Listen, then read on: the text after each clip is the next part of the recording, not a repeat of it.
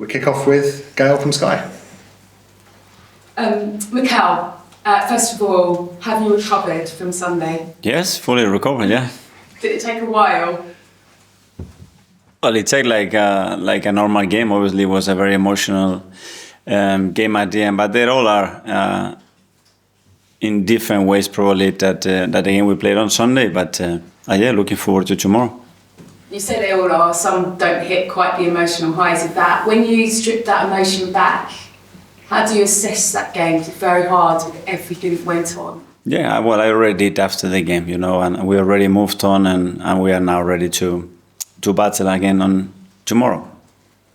You're ready to move on. I think lots of us have still sort of soaked up what went on, and we've seen extra footage of Ireland and you at the end. We've seen Ireland and Jesus at the end.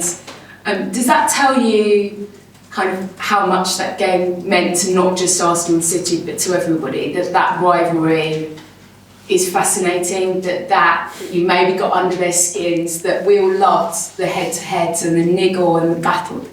I don't know, it's part of football, part of a sport, and after the game, all that goes away and we move on. That's it.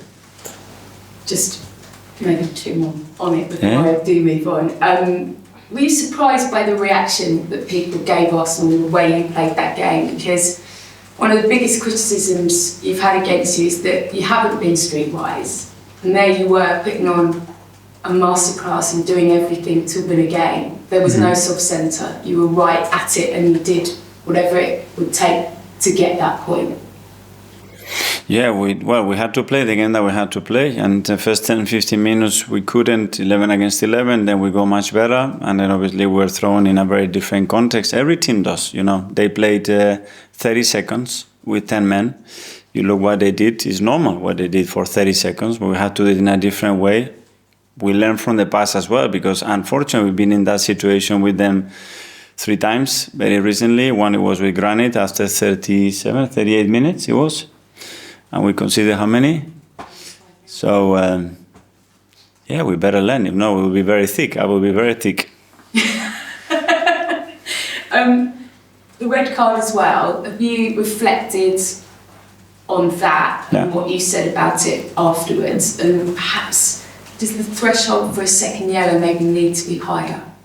Well, I reflected post-match, and it's the same reflection today.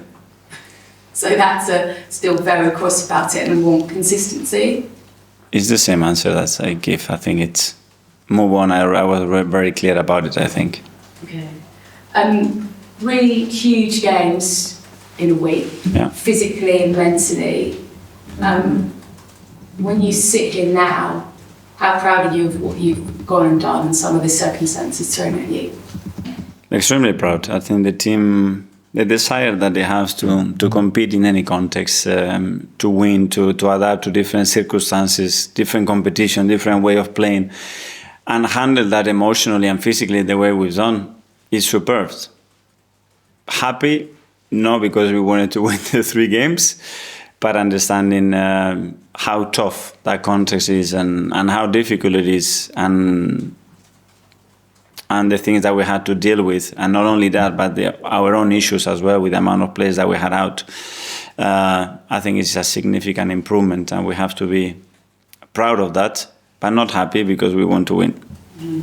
Just finally, what is the body count like? I mean, we clearly saw quite a few of your players go down. How many of those sort of are struggling a little bit with injuries? What does your squad look like? Did it give you a chance to see the likes of Sterling, some of your youngsters tomorrow? I always prefer the facts than words or supposing things. So let's see who is available tomorrow, and then we can talk about dark arts or these things.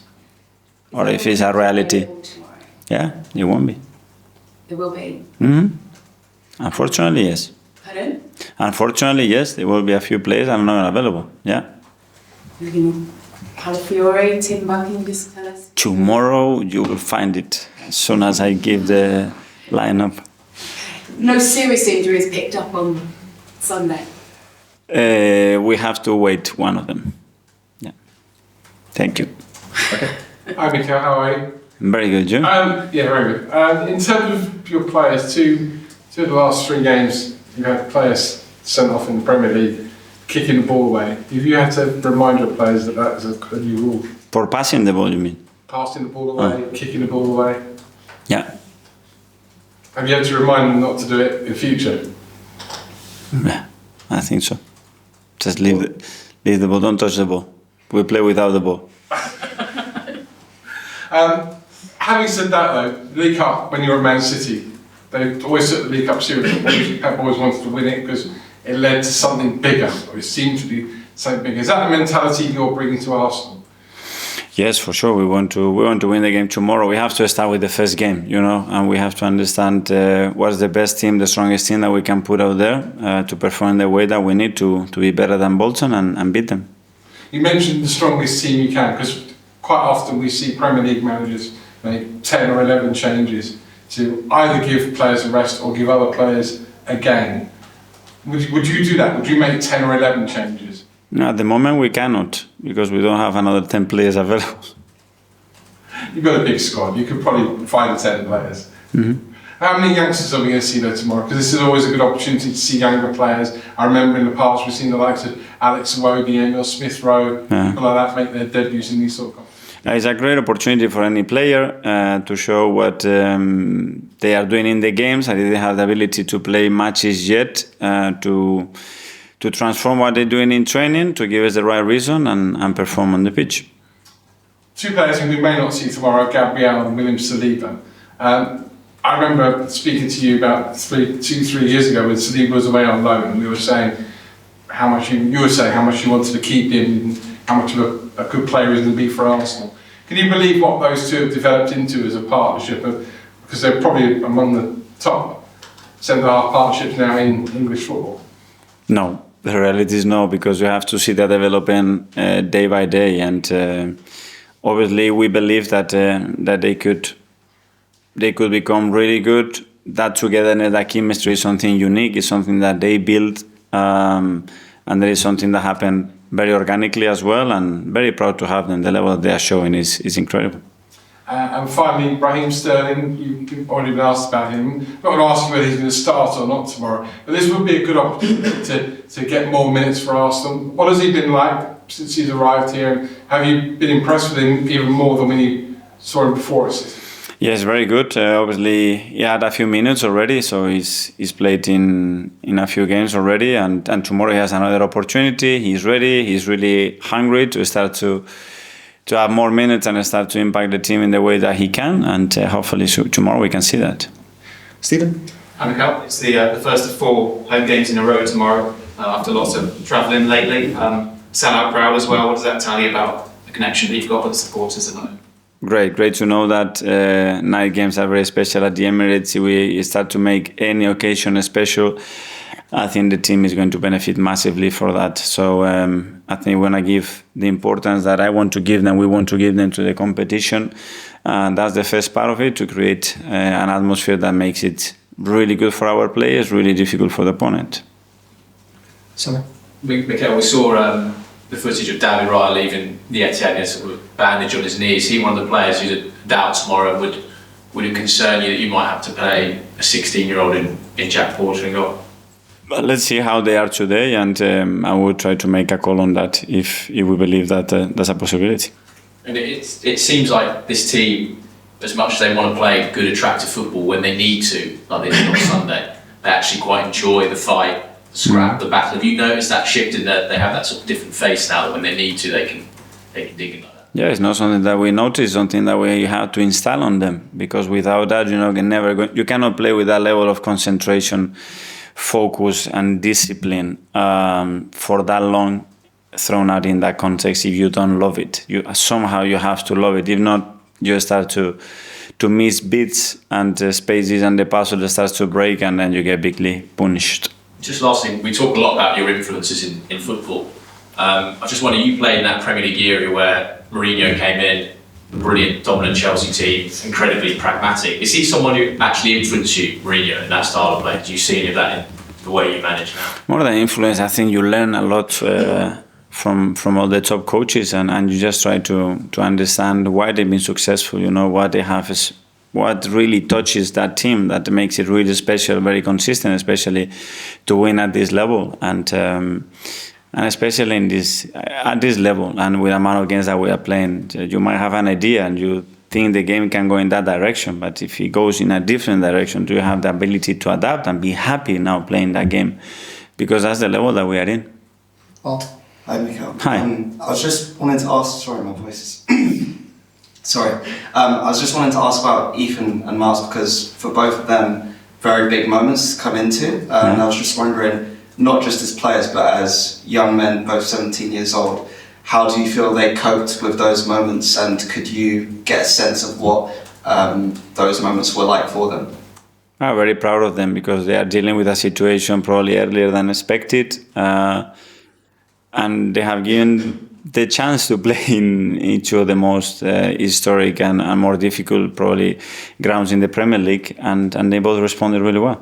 And obviously both were on tour. I spoke to Mehmet Ali, the under-21's head coach, earlier in the season, and said when they came back they almost conducted themselves more like first team players. Is that something you noticed as well when you came back from the States? Sorry, in what sense? So just how they carried themselves around the training ground and stuff like that. They were a bit more almost senior in the way they carried themselves, if that makes sense. Yes, well, what I've seen is that they have ended up in a really positive way, you know, to influence others, to raise the standards, and as well, because they are responsible for that, they have to carry others now as well, you know. But again, their attitude has been superb. It's not easy when you have spent 5-6 weeks with the first team and then you have to start to play at a different level. But this is where they are at the moment, and they're going to have more chances because they have conducted themselves in the right way, and in that sense as well. And I think that's a really important thing. Okay. Hi, Mikel. Hi. Obviously a different competition tomorrow. You've been at the club for nearly 5 years now and won the FA Cup in 2020, but since then there hasn't been any trophies, despite all the fantastic progress you've made with the team. Do you think this season you do have to start winning trophies for it to be considered success, or do you not think of it in those terms? Well, in terms of trophies, the success only if you win it. That's it. Success, how you measure success or how you associate that word to, I think probably we can have a much more deeper conversation. But we are here to win, and we are here to win the big competitions and the ones that even not considered that big. That's our duty. And I just want to ask as well about Alex Zinchenko. We've not seen him since the international break. How serious is that injury? Because he's been out for a while now. Is there any chance of him returning anytime soon? I think he will be out there still for a few weeks, unfortunately, yeah. And another one on Ethan. I just want to get a bit of insight into sort of what kind of character he is in your dealings with him. Is he the kind of guy who's coming to you and asking for more advice? Is he sort of knocking on your door? Is he saying, can you show me clips? Can you sort of tell me how to improve on certain things? Or is he a bit more still, you know, as the young guy? No, those two really pushy, really demanding. They want everything. They want to see everything. They want more and more information. They love it. You can tell them. They are so passionate about it. They see the opportunity. They want to grab it with both hands. They are great to work with. James? Mikel, do you have a time frame yet on Martin Odegaard? No, I think it will be a matter of weeks. But how long exactly, I cannot tell you. So you've got 4 games, I think, before the international break. You're not expecting to be back before? We might get a surprise, but I think it's unlikely. And earlier, you mentioned dark arts when you were talking to Gabe. Obviously, that's been an accusation that's been levelled at you and your team in the last 48 hours. Is that fair? Do you think that label is fair? I don't know. It's opinions and that's it. But as I mentioned before, I think other things will be factors. But that's it. Whoever says what he says, Afton is not going to retrieve his words, but we will use the facts. What are the other factors? Sorry? What are the other facts you're talking about? The other factors? Well, if a player is fainting something, yes or no, then that means that he will carry on and he will be involved in the squad and he will play. I mean, when you came in, was it a particular target of yours to make the squad tougher and more streetwise? Because historically, that was always a criticism of Arsenal, wasn't it? Back then, when you were a player, and during Arsenal's last few years, that the team wasn't strong enough and lacked leadership. Was that a particular target of yours when you came in as manager to change Well, I think all the managers is you want a team that is happy and able to compete in any context that is being thrown, and this is what we want to achieve as a team. Okay. We'll now move on to 10:30 tonight. We'll kick off with Dave. Let's go.